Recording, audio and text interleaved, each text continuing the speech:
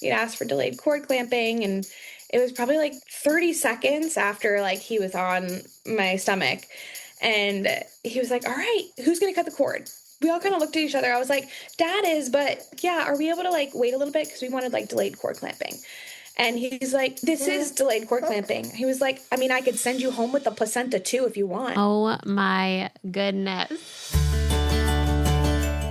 I'm Kayla Heater, follower of Jesus, wife and mother of 6 children, Christian childbirth educator and doula, and your host of the Surrendered Birth Stories podcast, where we share God-centered birth stories, evidence-based birth education, and our pursuit of surrendering our birth plans to God. Let's get started. Hello, everyone. Happy Monday or happy day. I hope your week is off to an amazing start.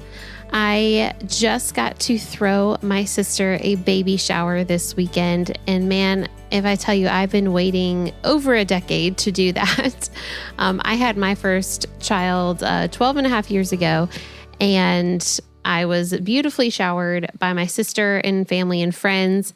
And she has just been a great aunt to my children now that we have 6, and she has been a great sister to me. And now that she is having her first sweet baby, I finally got to give back. It feels like I've just been waiting in anticipation for this. So we've spent the last 3 months planning her shower.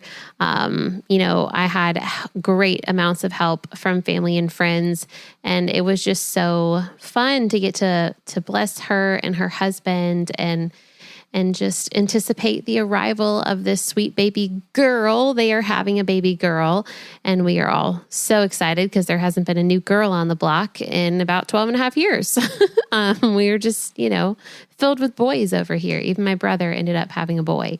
So we are just on the edge of our seat. She's due at the end of July. So of course I told her that to expect an August baby as a first-time mom. So we are just so excited and counting down the weeks and can't wait. So Megan, if you're listening to this, I love you. I'm so happy for you and your sweet little baby girl who will be here before you know it. I promise. The end feels long, but I promise it will come and you will be on cloud 9 like the rest of us parents out here. Okay.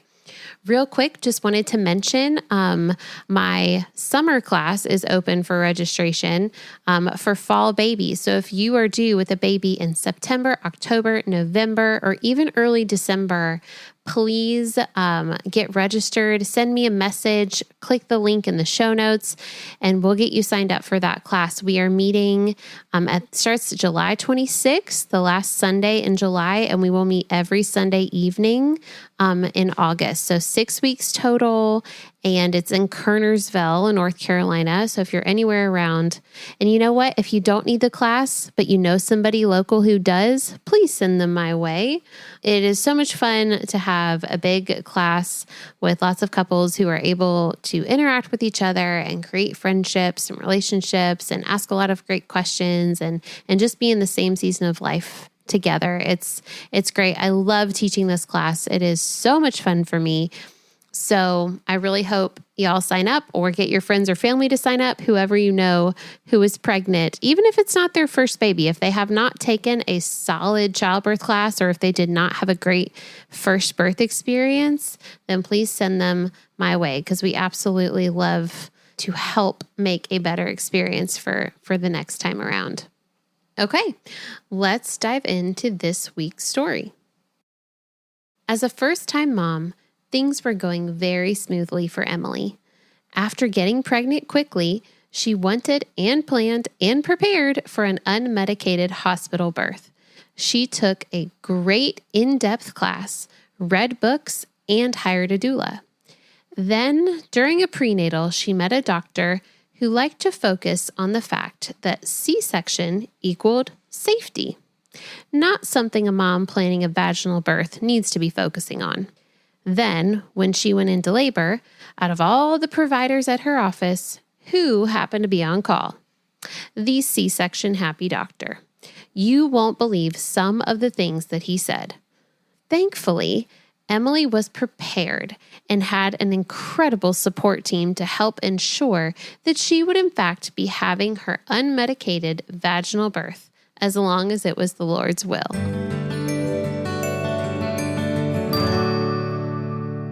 Well, welcome to another episode of Surrendered Birth Stories. I am your host, Kayla Heater, and I have Emily with me today. Emily, just take a minute, introduce yourself, let us get to know you, tell us about your life and your family. All right. So my name is Emily. My husband, Clint, and I live in a smaller but very fast-growing town about 35 minutes south of Raleigh, North Carolina. It's called Fuquay Varina. We have a 3-year-old doodle, Molly, who was our first daughter, and now our 3.5-month-old little boy, Reese, who was born in December. Precious. Wow. So you're like in the fresh of it. So he's like 3 months then? Mm-hmm. Yep. Oh. Yep. You feel like you're out of the fog yet? I do. Thankfully, I had a long maternity leave. I'm still actually on it. I go back in a week and a half, which I can't even begin to think about. Hmm. So I feel like, yeah, I feel like we're out of the newborn struggles and trenches. Although honestly, I feel like my postpartum was really great. And I don't know, I really enjoyed that time. So it's hard to say trenches, but like the difficulty of like navigating like learning this newborn and Yeah. I feel like we're out of that, but of course he got a virus like 2 weeks ago, which he's over now, Oh. but he jumped right into his 4-month sleep regression. So I feel like we're like back where we Back in the started. trenches. Yeah, Yeah. back in now. I would say this is the trenches. Right. Because we got used to some good sleep. Uh-huh. And he was only waking up like once a night and it was glorious. Wow. And Yeah. so now it's like every 1 to 3 hours. Yeah. But it's fine. I know it's short-lived and just gives me extra snuggles at night. There you go. That's a good perspective to have on it. I'm trying to. Yeah, I tell people the 4-month sleep regression can definitely be, not always, but can be harder than like the early newborn days. And just because by that time, everybody expects you to be like back to life, back to normal, back to everything. And so I just feel like there's not as much grace there in your day for not sleeping at night as there was, in their first like several weeks. So, Especially with going back to work soon, I'm just wondering how all that's going to work. But we'll get through it. you will. The Lord will give you grace and Yes. strength, and his mercies are new every morning, even if you feel like it's still nighttime when you wake up. Well, let's go back then. Take us back to what it was like getting pregnant. All right. So I had finished grad school in December 2024, and we had very much planned on starting to try to conceive shortly after that. We had gone on a vacation to celebrate my graduation and my husband's 30th birthday and decided that we would start trying to get pregnant after that in February 2025. So I was almost certain that I ended up getting pregnant that first month, but it was a chemical pregnancy, which was pretty upsetting. Thankfully, though, the Lord is good, and we didn't have to wait much longer after that. And March was our lucky month. We were very much tracking everything, like to the T. But my husband didn't know, like when I would start testing. And I was a bit crazy and started testing. I was like 6 to 7 days post ovulation. Oh, wow. That's early. Very early. And I got the faintest line. Like I look back at pictures, it was actually almost like it was March 25th. So almost like a year to Exactly the a year day. ago. Yeah. It was a cheapy one. And I had to it was the faintest line. And I had to put it up against the sink, the white sink, to like actually see like the If line. it was a line or not. Yeah. Yes. And I double checked. I also took like a first response and the clear blue just to be sure. And first response positive, but funny enough, the clear blue actually said that I wasn't pregnant. Just hadn't picked it up yet. Yeah, exactly. I was like, I'm so early. And I knew that like those weren't like as accurate. Like they have a tendency not to be as accurate. So, and I decided to believe the 2 positive tests, not the clear blue one. And at that point, I was testing myself in our bathroom, and my husband was in our living room. I was planning on getting ready to take a shower, so like I had the water running and trying to not to be suspicious because I wanted to surprise him. Yeah. As soon as they popped positive, I actually texted my best friend a picture of the tests, and because I had ordered a little onesie that said "Hi, Daddy," and I wanted to like do a little thing, like put it on her bed with the tests, to like have a like cute little surprise for Clint. So she was actually the first one that I had told, which is funny. But we just devised a plan for her to come over and drop off the onesie because it had come like a day or two before that, actually. And so she hadn't dropped it off yet. So this all probably happened within like an hour of me testing because I just couldn't wait to tell him. Yeah. So she had come and like dropped it off. And once the onesie was here, I placed it on her bed with tests and called my husband in our room. And I had set my phone up all like to like record it and get like, you see like those cute videos of people like surprising their husbands. And well, mine didn't work out like that. He walks in and he looks at the onesie, and I said, "Surprise, you're gonna be a dad." And he picks up the tests, and since they were so light, he genuinely did not believe that I was pregnant. He like took them underneath a lamp and was like, "I don't know about this, Emily. I don't know." Of course, he was like excited, but because we both very much wanted to be pregnant, Yeah. but I just don't think that he was sold on the fact that it was definitely a positive with the lines being so light. It's the thing I got to tell the dads. If there is any hint of a line, it is positive. It will only get Yes. darker from there. Yeah. Exactly. So I like tried to explain that to him, and I don't think he really truthfully believed me until like the later days when I started like I was crazy and continued to test just to make sure that like continued to get darker. The lines got darker because I really didn't have any symptoms yet. But then he also said that I was like acting suspicious the night after the shower. So he had like a feeling something was going on.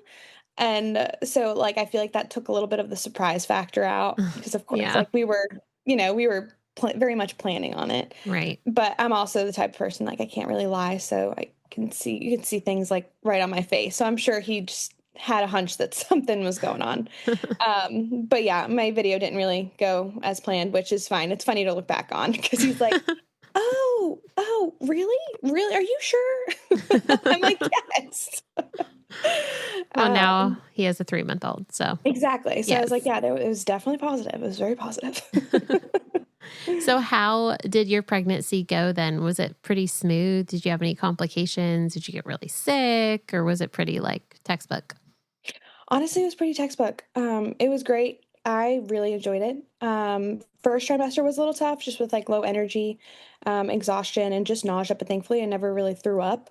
Was just consistently nauseous. Had a lot of food aversions too, like things that I would love. Like I eat the same things like every day. Like I'll have Yeah. eggs every day, yogurt every day with fruit and granola. I couldn't have any of that. The eggs to me, I was like grossest thing ever, and I eat eggs every day. So I lived off of like smoothies and carbs for that first First trimester. trimester. Yeah. Yeah. But really, I mean, as soon as like the 12, 13 week mark came, I was like a new person. I was like, "Oh, so now I'm fine." And it was great. Yeah. I felt really good. I was able to consistently work out up until like the day that I went into labor, which was so grateful for. It was something that I was praying for because I'm very into like working out and just getting my movement in for the day. Yeah. But yeah, it was uncomplicated, which is again like exactly what we had hoped and prayed for. I did have some time towards the end actually that before he was born. I was honestly pretty emotional about it ending. Oh, It was I'm sure all the hormones, but I would just get super emotional thinking about this sounds funny, but like having to share him with the outside world. yeah. No, 'Cause that's I real.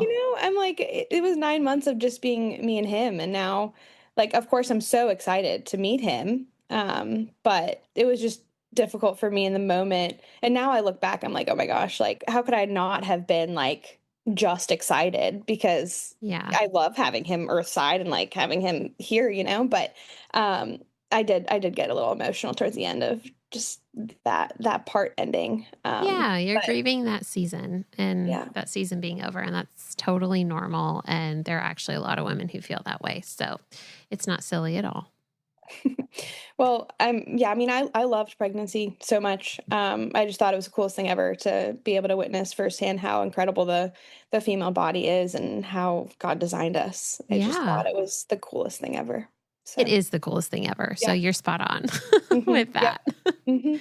I remember like, immediately after like having him, I was like, so this is why people have like a lot of kids. And sometimes even people who don't have really great pregnancies have a lot of kids because of the Yeah. after part when they actually come out. Yeah. That's Yeah. me. I don't have great pregnancies, but I have a lot of kids. But this past pregnancy was the first one where I felt that way. I felt like that. I felt like, oh, I'm Good. not ready for it to be over. I'm not ready to, be done being pregnant. And yeah. So I get it Yeah. now. I get it. I couldn't say I got it before this one, but I get it now. So what did you do in terms of seeking out a care provider? So I had to use a specific provider, just because of insurance. Hmm. So I went to a particular office that, had several OBs and midwives. And like a lot of offices, I feel like they rotate through them, Yeah. to like make sure that you get to meet with like all of the or most of the delivering providers. Honestly, I loved a lot of them, most of them, all but one, truly. um, and spoke with a lot of them about my goal was to have a non-medicated low intervention birth. Many of them had the same response of that, I was a perfect candidate, my pregnancy is very low risk and it's been going well, no complications. So that was encouraging. One OB did take me by surprise, when he was measuring me. This was the first time I was meeting this OB. He was measuring me, and I think I was probably like 30 or 32 weeks pregnant. And he mentioned that baby was head down, and he was like, well, you're looking like a great candidate for a vaginal delivery. And I was like, yep, that's the goal. And he came back with, yeah, well, at the end of the day, the baby's safety is our number one priority. So if that means a C-section, then so be it. That's what we'll have to do. What? And yeah, I was like, I was very taken back by that. I like almost didn't know like what to say. Like, yes, I'm very well aware that that could happen, but just like a strange thing to say. But went home and told my husband that it made me feel like a little off. But that's the only time that I ended up seeing that OB in the office.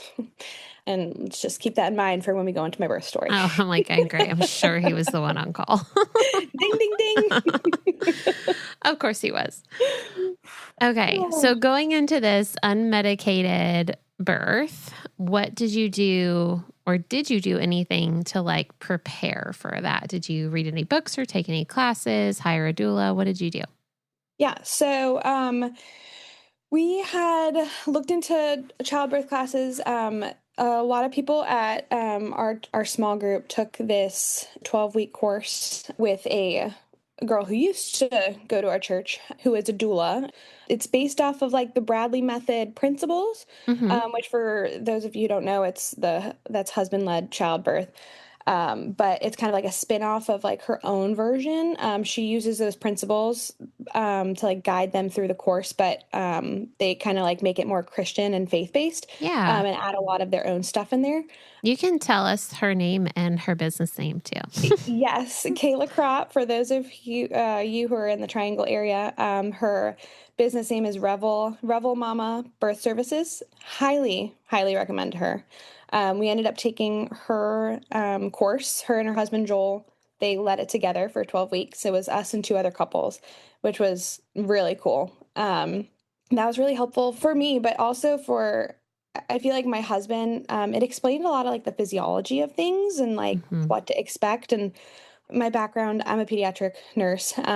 So I have like a background in healthcare, but um, so I kind of like knew a lot of the physiology part of things of pregnancy, but it was really great watching my husband like learn it, Yeah. and like put two and two together, like, oh, so this is what she's going through right now. Like Yeah. this is why she's acting this way, or this is why this Yeah. hurts, or like so that was really helpful. And then of course like they just provided so many tools and helpful tips to help throughout pregnancy and birth too. And then I did end up hiring her as our doula, which was hands down the best decision that we made during our pregnancy journey. She was incredible. Very, very highly recommend her. There you go. So if you're in the Yeah. Triangle area, you Yes. want to hire Revel Mama. That's Kayla Crop. Kayla with a C, Crop with a K. That's what she always said. Yes. I love her. She's so sweet. Yeah, she's how I actually heard about your podcast. I had like met with her in the beginning of my pregnancy, and I had asked her if she had any like recommendations for podcasts, and because I would go down like rabbit holes of all the podcasts and listen to all the episodes. I just loved like learning about birth, Yeah. and hearing like women's stories. And she recommended your podcast. Never did she say that she was like on it or anything. You And just so, discovered that along the way. yes. I was like going through the episodes, and I love learning about all different types of births, but I would seek out like specifically like unmedicated, just because I wanted to hear perspectives of of those moms and those parents. So I was going through one day and I was like, wait a minute, Kayla and Joel, I know them. I clicked on, I was like, oh my gosh. Yeah. So yeah, that was kind of funny. Yeah. But They've been on twice now, or she's been on twice. yeah. Yeah. Also, we read Ina May's Guide to Childbirth. That was helpful. And then I listened to some of the Christian hypnobirthing Yeah. tracks. Yeah. I thought I would use it a lot more in labor. I think my mindset, I used that in labor, like what I gained from the hypnobirthing tracks. Yeah. But I would listen to it before bed. And then I would also like go to his nursery and like pray and listen to it then and do like relaxation techniques and stuff while listening to it. So those were helpful because for an unmedicated birth, it's mindset is everything. Yeah. So I felt like those tracks were helpful to kind of help get me in a good mindset. Good. Yeah. Okay. So take us to labor. How far along were you when it started? How did it start? Tell us the story. All right. So I was exactly 39 weeks and 6 days pregnant. I was out to dinner with my husband and at like one of our favorite seafood restaurants. We were sitting and waiting for a table, and because there was a pretty long wait, and I started feeling some contractions, and I had had Braxton Hicks like my whole pregnancy from like 24 weeks. Well, not my whole pregnancy, but like throughout the like second trimester. And so I was very used to them. I started having some contractions and I was like, they feel a little inconsistent. Like it would be like 10 minutes apart, and then one would be like 7, and then it'd be 15. And I'm like, it's probably just prodromal labor. Like my body's just getting ready. It's just testing it out. I'm like, they feel a little bit more intense than Braxton Hicks, but I mean, they're all over the place. Like this isn't real. Like it's whatever. And I just kind of like brushed it off. And they weren't painful. They kind of just felt like mild period cramps. Yeah. So we eat dinner, getting ready to get the check. And so I was like, all right, I'm going to get up to go to the bathroom before we leave. And I get up and I feel something come out of me. And I like ran to the bathroom. I was like, oh my gosh, my water's breaking. No, it was my mucus plug, which was the most interesting feeling ever. I've heard of people like losing it slowly. And I've heard of it like regenerating and everything, but it was definitely an interesting feeling. And I come back out to my husband and I was like, I think we should go. Like, I just lost my mucus plug. I know that could mean nothing. It could mean labor's not going to start for another week. It could mean labor's around the corner, but you just don't know. Right. Especially with this being like my first time. So we get in the car, we go home. And then I realized, like, on the way home, I'm like, these contractions feel a little bit more regular. They were happening probably every, like, 7 to 8 minutes. So by the time we get home, I was like, all right, well, Kayla said that if you think you're in labor, like, just go to bed. Go to bed, rest. And if That's right. like, number one thing, try to rest. And if you are in labor, your body's most likely not gonna let you rest. But so yeah, come home, did a few things around the house, and then went to bed probably around like 10-ish. And when I went to bed, the contractions probably were like 6 to 7 minutes apart. So tried to lay down, try to get comfortable. I probably fell asleep for maybe an hour. I was tossing and turning, not able to sleep. Every time I would wake up, the contractions were still there. And as the night went on, I would wake up and they would be coming every 6 minutes, and then I'd fall back asleep for like an hour or so, and then they'd be like closer to every like 5.5 minutes, 5.5 to 6 minutes.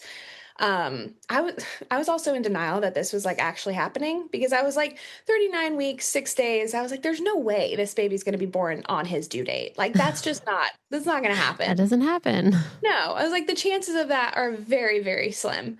Uh, 5%, actually. yeah, like Mm-hmm. I was very shocked. I think I texted Kayla that night maybe, and I was like, I don't think it's it, but just, just an FYI, this happened. And anyways, yeah, I got up probably around like 2-ish maybe, and I was just uncomfortable in bed. So I went in our guest bathroom and drew a bath and laid in there for a little bit and just listened to some worship music, which was very helpful. I ended up being in there for like an hour. Just kind of like that helped with some of like the mild discomfort. Yeah. Uh, it was all my back. The contractions were Mm-hmm. all my back. I really wasn't feeling much in my abdomen at that point. It was like all wrapped around like the sides and the back. So the bath really helped. So I got out of bath, came back in bed. My husband was like, "Are you good?" And I was like, "Yeah, I'm fine. Just keep sleeping. Keep sleeping. I'll let you know like when I feel like you need to wake up if this is the real thing." I don't know why I was still in denial at this point. The contractions were definitely very regular. It's good though, honestly, from a doula's perspective. I'm like, I'm glad you're in denial because it helps not make your labor feel as long as it actually is. Yes, no, that's very true. Because when I tell people my labor was 21 hours, it didn't feel like it, because I was able to labor at home for a good bit of it. But anyways, I went back to bed and probably only slept like 30 minutes to an hour again, and was back up around like 4 or 5. And I went back in the bath because that was the most helpful thing. Yeah. And at that point, contractions were probably consistently at 5 minutes. And I was in the bath for a good an hour and a half to 2 hours maybe, because next time I got out of the bath, it was probably around like 6:37, and I woke my husband up because my contractions were and they ended up like we were at like 5.5 minutes, and then it was like 4, and then a few of them were 3, and I was like, "Okay, I feel like this probably is actually it. I probably should get him up and we should get moving." And so I wake him up and he's like, "Oh, okay, all right, all right. Well, you need to eat something." So he like cooked me a nice breakfast, and like I was in the bathroom trying to get ready, and a contraction would come, and then they started like bringing me to my knees because it was all in my back and I could not stand up. So I'd be like taking a bite of eggs, having a contraction, going down to my knees, getting up, trying to get dressed. Another contraction would come. I'm like mid brushing my teeth. So I feel like it picked up like that last hour that we were home after I woke him up. So I'm glad I woke him up when I did. Yeah. We had our bags packed and everything. He threw everything in the car. The car ride was definitely not the most comfortable thing. Um, I remember actually, like, Kayla had asked us at one of our visits. She was like, "Well, on scale of like, what did she say? It was like on a scale from like you start having contractions, like going to the hospital right away, to like home birth, like where do you want to be, like when you go to the hospital?" And I had said like closer to like a home birth. Like I wanted to labor a lot at home. My husband was like, "Yeah, we want to labor at home, but like I Like don't we want don't want to you have the having to baby sit." there. Yes. Um, and so I was like, "Yeah, I do want the car ride to be uncomfortable." So I remember being in the car and I was like, "This is what I wanted. This is exactly what I wanted." And it's happening. But I was like on all fours in the back of the car because I couldn't sit. I had to be like on my hands and knees. So we ended up getting to the hospital probably around like 8:39, or maybe no, probably like 8-ish, 8:30. I don't know, my concept of time around that was a little blurry. Which is totally normal. And we go into the OBED and they check me and put me on the monitor, and they're like, well, you're definitely in labor. You're 5 centimeters, you're 90% effaced, and you're 0 station. I was like, great. And so they're like, yeah, we're going to admit you. I was like, perfect. Great start. Yeah. I was like, this is great. And then they were like, we're going to have the OB on call come in and do an ultrasound just to confirm, Position. baby's head down. And yep. And so in walks Oh, the one C-section OB, doctor. the C-section doctor. Yes. Whether you are pregnant with your first baby or wanting to have a different birth experience for a subsequent delivery, this is the fully comprehensive Christian childbirth course for you, the Surrendered Birth Course. With over 10 years of experience as a childbirth educator, a birth doula, and having had 5 kids myself, almost 6, I have created a course fit for every mama out there who wishes to be fully informed on all things pregnancy, labor, birth, postpartum, and breastfeeding, while remembering to keep Jesus at the center of it all. Our God created a beautiful design for birth, something to look forward to, and not something to be feared. Not only will this course get you prepared for your birth, but it will also get you excited for it. It will answer questions you never knew you had and teach you things you didn't realize were so incredibly valuable and central to the entire birthing process. I've had numerous couples on their second, third, or even fourth babies who've taken this course and said how incredibly glad they were and that they learned so much more than they ever thought they would. With over 12 hours of video content, 5 modules, numerous lessons, detailed PDF printout notes, and endless resources, we dive deep into pregnancy, labor, the risks and benefits of interventions, inductions, immediate and extended postpartum for both mom and baby, everything you need to know about breastfeeding, and basic newborn care. This course covers everything. Once you've taken the course, I am available to you for any questions you might have during a monthly live Q&A Zoom call exclusive to our online course audience, as well as through email. The course is on demand, so as soon as you purchase it, you'll be able to start right away and re-watch any lessons as many times as you need. Whether you are planning a medicated hospital birth or an unmedicated birth at a birth center or home birth, this course will prepare you in every way that you can be prepared. While I understand the desire to take a specific hospital or home birth course catered to your specific birth plans, birth doesn't always go how we plan.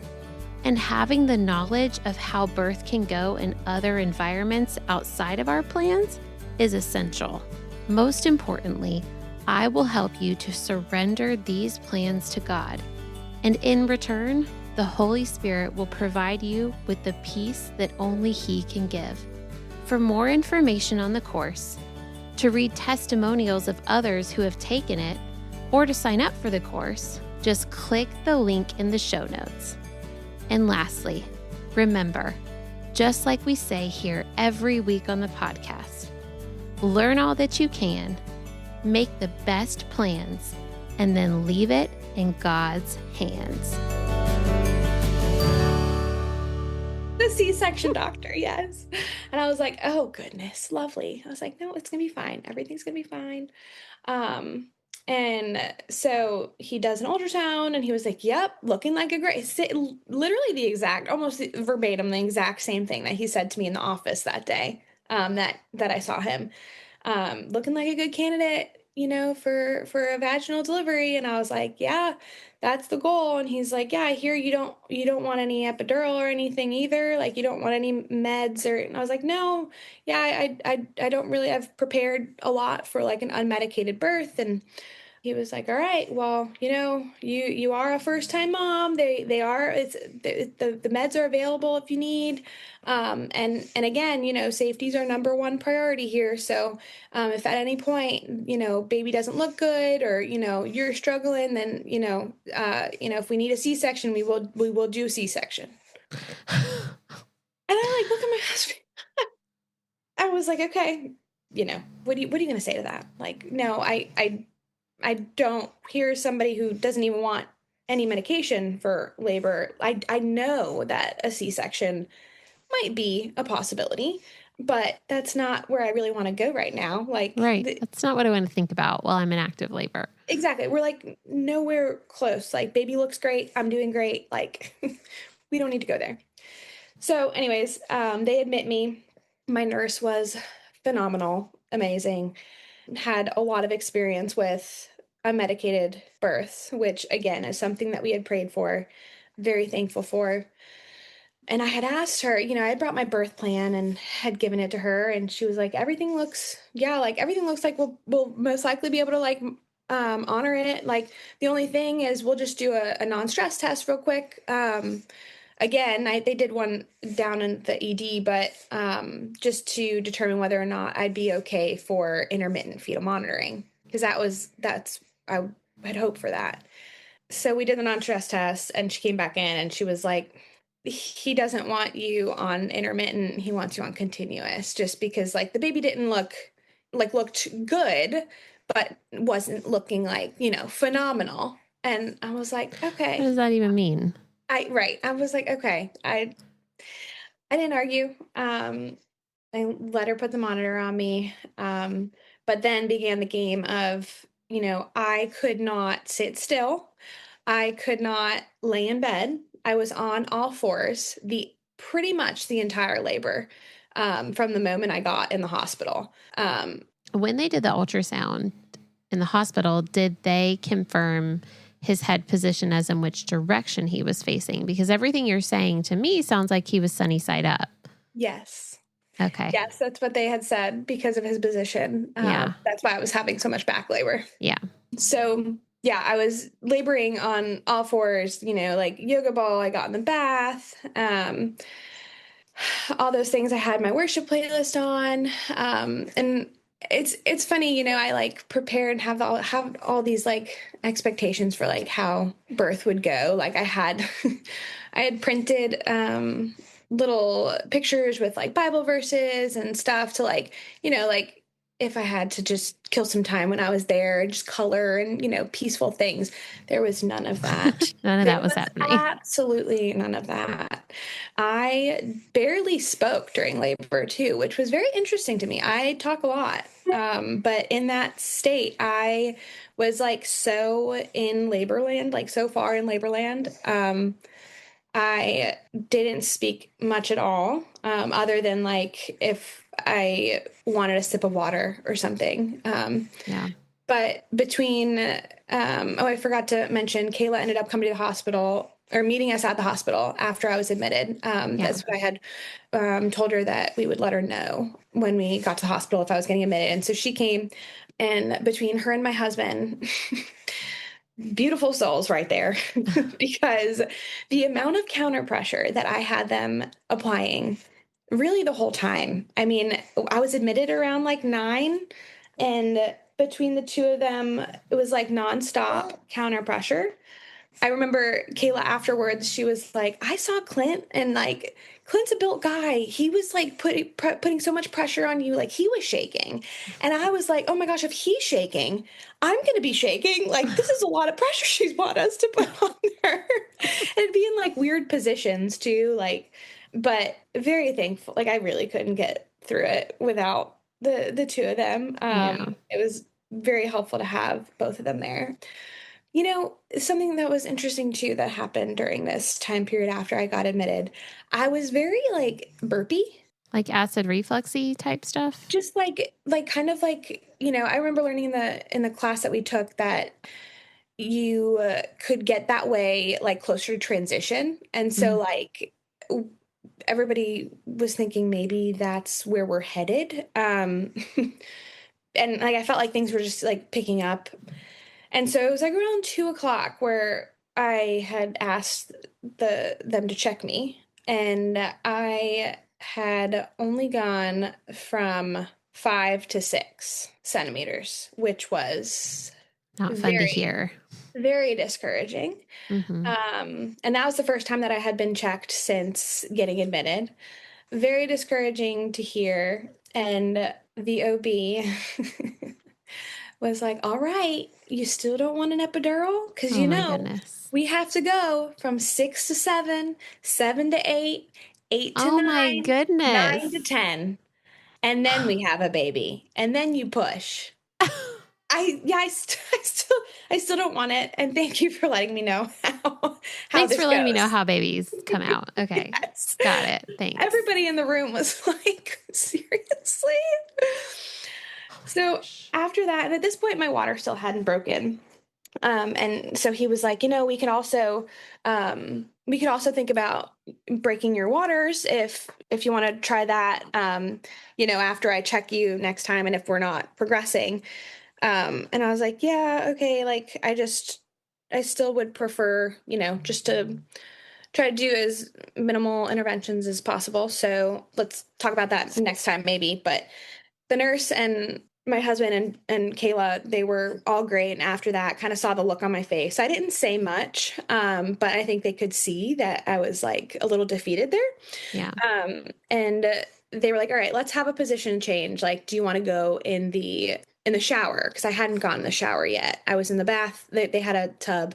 So I had Yeah. been like in and out of the tub and on a yoga mat with a yoga ball. But I hadn't been in the shower yet. So I was like, yeah, let's try the shower, which was amazing. They had like the hot water, like straight on my back. And that really helped with all the back labor. But I was in the shower for about an hour, and my water ended up breaking in the shower at 3 o'clock, which was again such a funny God moment. I feel like, because I'm like a neat freak. Like, I had lined my bed with like Chuck's pads. I had lined my couches, like my car.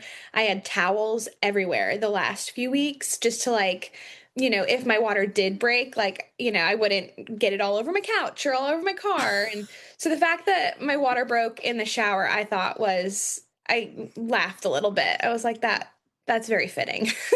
Thank you, Lord. Yes, I was like, thank you, God. No cleanup. That's funny. I'm not sure I've ever heard of anyone prepping that much for their water to break ahead of Nope. time. I mean, maybe Yeah. during labor, but not like ahead of time. Nope. Every time I would like change our sheets, I'd like lay new pads down. My husband's like, you are crazy. Like, yeah, I know. So yeah, it ended up breaking at 3, and boy, did it get intense after that. It was a little bit of a blur between like 3 and 5, but the contractions were very intense. I ended up making my way back to the bed and labored on my side for a little bit, and then had them check me. And I think I was like an 8 maybe, like probably like beginning transition. And yeah, I had labored in the bed, and I had them check me like 45 minutes after that maybe. And he was like, you're a 9, but you have a cervical like lip. And Hmm. so we had to like work through that, Yeah. that was tough because like there were moments where I would like feel like I had to like bear down, but like The lip was there. the lip was there, yeah. So that was tough. But then probably around like 5:45 ish, I had started making some sounds where my moaning and would get very deep, and almost like primal like sounding. Yeah. And so, the nurse was like, Emily, are you feeling pushy? I'm like, yeah, I'm feeling a little something down there. I do feel like I might have to push. And so at that point, she had gathered a bunch of nurses in and had set up the room and everything and called the doctor in, and he like checked me again. It probably took like a good 30 minutes for the lip to move. And once it did, then he was like, yep, you're good. You can push. So I was on on my knees, kind of like Leaned uh, over the back of the bed. leaned over the back of the bed. Yep. And I had done pelvic floor physical therapy leading up to like a birth prep. I forgot to mention that I did do birth prep with pelvic floor PT, which a little shout out to Evolve Physical Therapy in the Raleigh Durham area, located in Holly Springs. Highly recommend them for pelvic floor physical therapy. So I had pushed like with my PT in that position. And so I felt like that was the position that I wanted to push in. And I probably pushed that way for maybe 10, 15 minutes. At first, I said that I didn't want any coach pushing. I kind of wanted to do it by myself. But there was a point where I looked at the nurse and I was like, can you please talk me through this? And she was so good about it. And there's two different type of pushing. There's the purple pushing and there's the open glottis pushing. The purple pushing, like when you hold your breath, and open glottis is when you kind of like breathe through it. Um, and I had tried the both methods, but I feel like I wasn't as effective. With the purple pushing, I would like hold my breath, like bear down and like come up and feel so lightheaded. And I was like, I can't do this to push this baby out. Like this, I feel very lightheaded, like I'm gonna pass out. And so I switched things up and I did like the open glottis pushing and screamed, which helped so much. I did not expect to scream that loud. And my husband, I think, was a little a little shocked that I could scream that loud.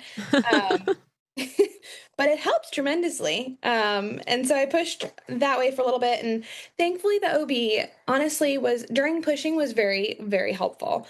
And he was kind of like, Emily, do you feel like you're being effective pushing in that position? Like, we could try other positions. We could get you on your side. And my husband was like, yeah, like, why don't we get you on your side? Because, like, you did say that you felt effective pushing on your side too. So I switched to my side, kind of had my leg up on they like brought the stirrup out, which like helped. I couldn't, anytime anybody would try to hold my leg, I would try to like hold it for them. And so I couldn't fully relax it. Relax. Yeah. So having the stirrup and like putting my leg on it really helped. And ended up pushing for probably about like 20, 30 more minutes. And he was born at 6:43. After that, they put him on my chest, or my stomach.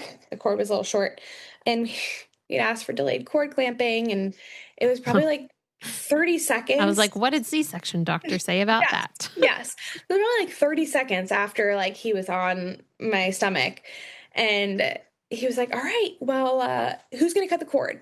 And we all kind of looked at each other. I was like, Dad is, but he was like, can we wait? And I was like, yeah, are we able to like wait a little bit? Because we wanted like delayed cord clamping. And he's like, well, this is delayed cord clamping. He was like, I mean, I could send you home with the placenta too if you want. Oh my goodness. I was like, is he serious? All right, next time it's not can we wait? It is we're waiting to cut our cord. Like directly telling him that. Yes. Well, thankfully, Kayla ended up jumping in and was like, no, like we're going to wait a little longer. So we did. But I'm probably not as long as like I had wanted to. And looking back, like next time, I probably would be a little bit more vocal about it. But I do feel like I was in this like euphoric moment of like, oh my gosh, I just had a baby. And I thank you, Lord. Like I did it unmedicated. Like I was just very euphoric, like the adrenaline, like honestly, at that point, I was like, just all right. It's not the time to have a discussion about anything. Yes. Yeah. Yes. And so he cut the cord, and then I did tear, but it took a minute for like he was asking the nurses for like the lidocaine and whatnot and equipment, and the nurses were like, she tore what degree tear, and like because he was like doing some things before like saying anything to them, and he was like, well, I'm trying to figure that out, so if you give me a minute I'll tell you. Like, and all of them just looked at each other. Little thrown off by that. And you're thinking, figure that out. This is my vagina. Like, right. Yeah. I'm like, can we fix this up, please?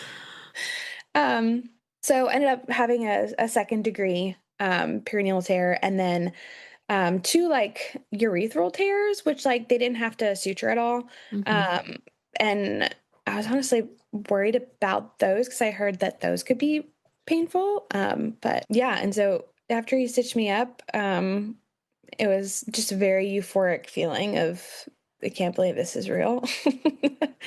And they only keep you in the labor room after you give birth for like an hour, and then they ship you off Yeah. to postpartum. But then we were on our way to postpartum, which our stay there was a little rocky.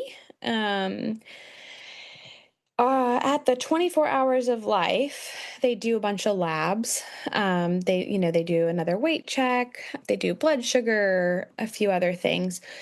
And they had come back, and nursing, honestly, at that point I felt like was going fine. I did have my anatomy's a little different on my right side. So I did have, like, he struggled a little bit more with that. And so we just have to like switch up holds on that side. Yeah. But I thought it was going okay. And they bring him back and they're like, hey, so, his sugar was a little low. It was like 48 and their threshold was like 50. Oh. And he had dropped like 8% of his body weight by then at that point at 24 hours of life. And, the sugar thing, so it was a bad time for them to take him at the 24 hours because he was like just getting ready for another feed. But like I tried to feed him and he was like sleepy. And so I was like, okay, I'll give him like a few minutes. And then they came in to take him. And I was They like, take him out of the room? yeah, they take him out of the room for that. Yeah. Why? It's like a little procedure room that they go to, and they'll like do weight and like blood sugar and all that stuff. I So, have never heard of that. The hospitals here, they won't take them out of the room for anything except for I almost said C-section, except for a circumcision. yeah, they did. They ended up taking him out, but they brought him back in. But yeah, during that time, he was like right when he was like due for a feed. And so then they brought him back. I was like, all right, his sugar's 48, which they had said, we could do either a glucose, like straight glucose to like a little gel, or we could supplement, and we'll have to follow him for like three sugars after, like three feeds after, and make sure that his sugars are coming up. So that was a little discouraging. And when they said supplement, I feel like, I work in a hospital. I knew donor milk was a thing. I don't know why my postpartum brain did not register that like I could get and ask for donor milk. And they didn't even advertise it. Like they didn't say like we could do, it was either like the glucose gel or like supplement with formula. And my mind, I had brought formula from home, like specific formula that like if this happened, if there was an issue for some reason, I had formula that I felt comfortable Yeah. giving. And I brought my own bottle and everything. And so I was like, could I use formula from home? And they're like, yeah, you should like sign a consent, whatever. And I was like, okay, fine. And at this point, I don't know why, like I said, I don't know why I didn't think of donor milk or why they didn't offer it. Because obviously, your milk does not come in until, A few 3 days to later. 5 days. So it could take some time. At that point, I was probably just getting drops. And so the plan was to feed him, breastfeed, like nurse him for like 15 minutes and then feed him a bottle of like supplemented milk. I did one of the formula that I had brought, and then I was texting a friend of mine and she was like, why don't you ask for donor milk? And I was like, why didn't my brain go to that? Because you just had a baby and Right. he's 24 hours old. Yes. So I had to give myself grace there, but so I ended up asking for donor milk and they brought that to me and we did that for a little bit and his sugars were fine. They were in like the 70s after that. So no issues with that. But then with his weight dropping so much, Did he ever flip? Did he ever turn? Like, last minute. Yes. okay. Like, yes. It Sorry. was probably like, I think I was like in transition and I started feeling it in my stomach again. When he turned. Yeah. So he had turned back. Yes. Just checking.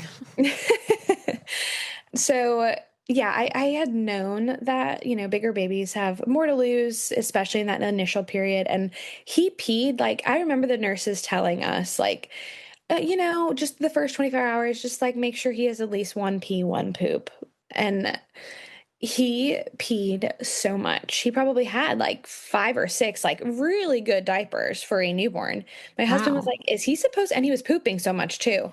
My husband's like, is he supposed to be peeing and pooping this much? And I'm like, I mean, every baby's different, but like, no, this is not like totally normal. Yeah. Minimum is like one pee, one poop in the first Yes. 24 hours. Yeah. Yes. So like I wasn't so surprised to see that he had lost a Wait, lot of makes weight. sense. Yeah, totally makes sense. But, they brought in the lactation consultant and they were like, so we're going to send you home recommending you triple feed. Have you ever heard of that? Oh, goodness. Yeah. And I'll preface this again. So my grad school, I went back to become a nurse practitioner. So I'm a pediatric nurse practitioner. I know all of this stuff. I have talked to parents about this stuff, but it's like it goes out the window when it's your own kid. Yeah. And I also did a lot of my clinicals with a lactation consultant. She was a pediatric nurse practitioner and a lactation consultant. So I honestly knew nothing about breastfeeding, but then gained so much knowledge during that time in clinicals, like the last year of my clinicals. So which was super helpful, like coming into motherhood to gain all that knowledge. But so I knew a lot of these things that she was going to come to tell me. And she was like, so, you're going to nurse and then you're going to pump and then you're going to give him the pumped milk. We ended up getting a bridge bag from the hospital. I don't know if you've ever heard of those, but it's kind of like donor milk. They give you a few ounces to kind of like bridge you from when your milk, like in the time Before being your that milk your comes milk, in. yeah, Yeah. before your milk comes in, which, looking back, I will do things differently next baby. But it was stressful to say the least, going home, trying to, learn how to like navigate the pump because I was always told don't start pumping and like, establish breastfeeding. Right. Your body knows what your baby needs and they will be fine those first few days. Right. But yeah, and I ended up triple feeding, latching him, feeding him for 15 minutes, then pumping, and then giving him donor milk while, like, my husband would give him donor milk while I would pump, like, through a bottle, Mm-hmm. just to, like, help stimulate my milk to come in faster. We ended up getting discharged. It was, like, 48 hours after. He had gotten his circumcision that morning before we left, and they did say, like, just a heads up, this might mess up with feeds a little bit. He just might be a little uncomfortable, might not want to nurse or might want to nurse more. Every baby's different. And so we had come home and he latched a few times that afternoon and it was fine. We had some real good feeds, but then it was like overnight he had like stopped latching and like did not want to latch. And, my brain goes to, oh my gosh, we've introduced a bottle. Now he just wants a bottle because a bottle's easier. He's never Mm-hmm. going to latch again. My husband would feed him overnight. I would try to nurse him and like fight with him for like 15 minutes. And it was awful. And then give my husband him and he's like feeding the baby the bottle while I'm like pumping and crying. Yeah. And so thankfully our pediatrician appointment was set up immediately like that next day. Yeah. And our pediatrician is amazing. She's a godsend. We ended up going in. She weighed him. He had lost like a few more ounces, but nothing crazy. And she was like, the first thing she said when she walked in the room, she was like, his weight looks great. And I like almost started crying. I was like, what do you mean the weight looks great? Because he lost more. And I like, talk to me. Yeah. um, and she was like, no, like he is a bigger baby. He had more to lose. It'll be fine. Like your body knows. Basically just like really talk me off the ledge here. Like your body knows what your baby needs. And I told her I'd been triple feeding. She was like, stop doing that. She's like, do not do that. She's like, you could like wean off of it. Like you could maybe do it every other feed or just do it like a few feeds. But she's like, you really don't have to be doing that much longer. Like you don't put your Yeah. body through that. Right. You don't want to create an oversupply either. Exactly. Like that, your body's so sensitive in that period. And so she actually helped me latch him there in the office, which was The like the first time. pediatrician did? Yes. She's amazing. Wow. She's amazing. She's kind of like, it's like a little mom and pop pediatrician's office. It's just her practice. Yeah. So it's just her. She's the only provider there. Okay. And she has two medical assistants, and the secretary. And so just very, she goes by policies and procedures and everything, but some pediatricians are very black, very white. There is a Gray. gray area, and she works with you, which is my favorite thing about her. I actually the way I found her was I did clinicals with her. And I just Oh, loved the way that she treated her patients. And so I had asked if she would see our baby. that's So sweet. very thankful to have her as our pediatrician. But yeah, she helped latch, and that was the first time he had latched in probably almost 24 hours. So that was wonderful. And after that, I feel like things started getting better. I feel like it was those first like 2 nights that were tough. I feel like I wouldn't say that I have any like postpartum depression or anxiety, but breastfeeding has definitely caused me some like just anxiety in itself. I have a lot of friends like who have breastfed, and I've heard from some of them just like horror stories of like having a low supply or like nipple damage and like just a bunch of different things. And I feel like I probably wasn't prepared for the discomfort that would come with it. Mm-hmm. Um, because I did always hear that, breastfeeding shouldn't hurt. It shouldn't hurt. It shouldn't hurt. But Those first 3 weeks, it yes, hurts. yes. And like he would latch in the first like 30 to 60 seconds, I'd have like toe curling pain. And I'm like, everybody says it's not supposed to hurt, but like, this is not comfortable. And so I ended up seeing a lactation consultant, who actually came to my house, which was great. And she said his latch looked good, everything looked great. And of course he had just eaten before she got there. So like he didn't transfer anything in that feed, which again sent me spiraling, but I knew that like he didn't transfer anything because he was just using me as a pacifier because he had just eaten like Right. a half an hour before she got here. But yeah, I feel like just from other people's experiences, which I know I probably shouldn't have put that much weight on it on that, probably caused me some anxiety, because also like the nipple discomfort actually lasted probably like closer to like 7 to 8 weeks for me. Oh, wow. And I had even like seen a lactation consultant like another time, and like I don't know what it was, but Did you try the Silverette nursing cups? I did, and they would help. I would use I would use those during the day, and then I'd use like the nipple butter overnight. Both of those really helped. But I feel like when I noticed that there was like no more pain or discomfort at all, it was closer to like 7 to 8 weeks, Oh, which I feel yeah, like that was a is long longer. time because a lot of Mm-hmm. people are like, no, it's like the first like month. Yeah, Like, it is about the first month yeah. typically. Yeah. Yeah. And so I was like, is there something wrong? And then, I just set myself spiraling. And then, you see, which this is just for some new moms out there. If you see all the influencers that are making like jugs of milk a day with pumps and pumping like 15 ounces with one single pump Pump session, session.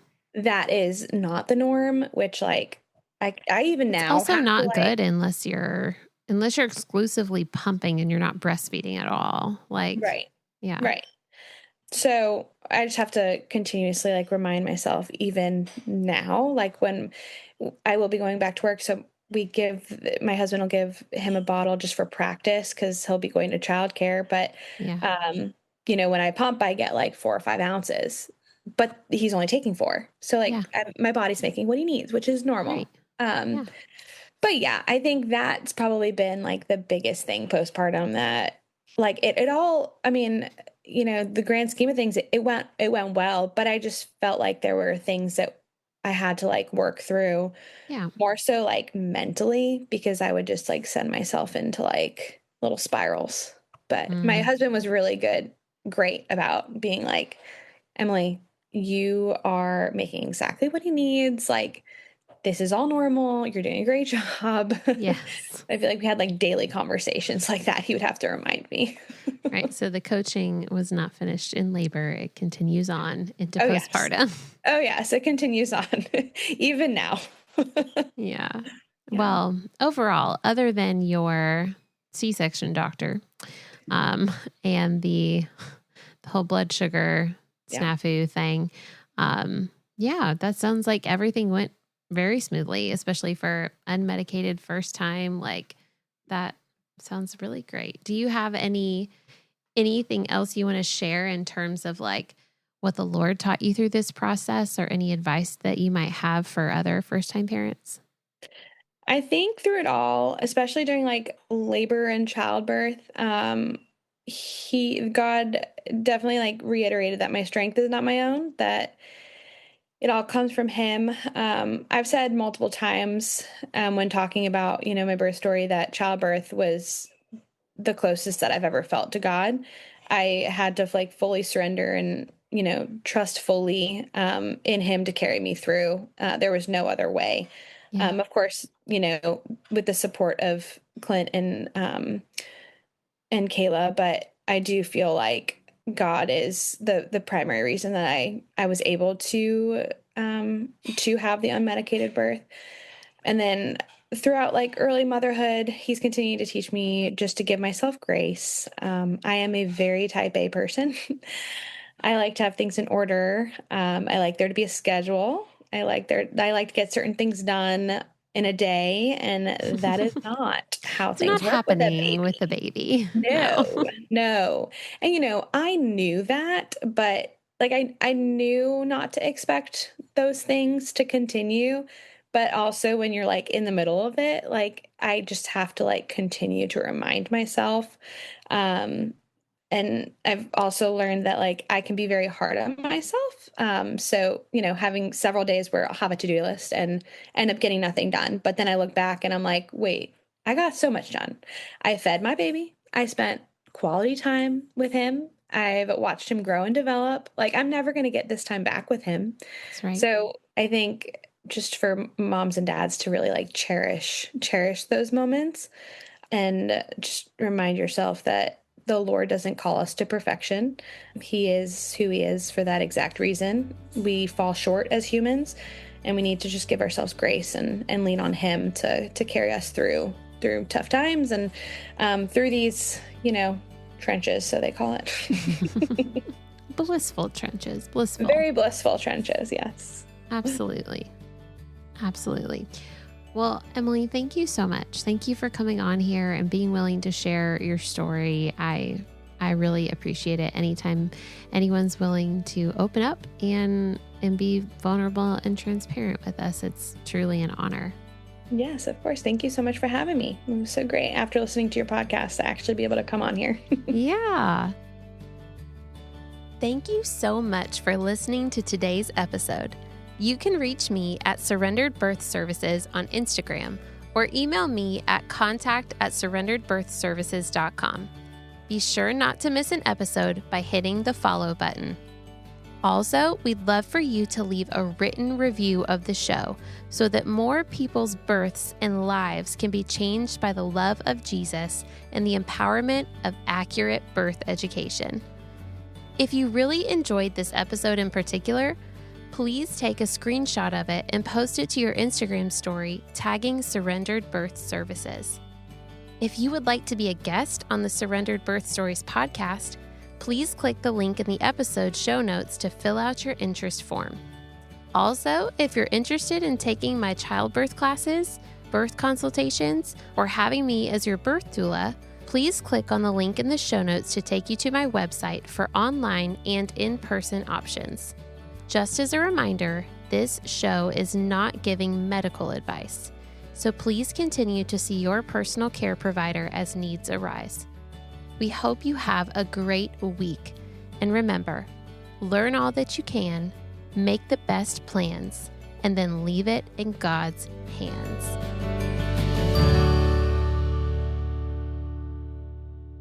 Well, let's go back then. And actually, I can hear what my bread is doing. So I'm just going to run and do it now, because then that'll give us like a good, but I can hear it like whipping around in the bowl. I can hear it like clinking. I was waiting on it to like, I don't know. Have you ever made bread before? No, I have not. I wanted to get into it, but I've just never picked it up. You've got time. Don't worry. But yeah, it's in the kneading phase, like in the bowl, and you can like hear the change in the mixer of when it actually forms into the ball and is like kneading itself. And so let me just go stop it real Go quick. do your thing.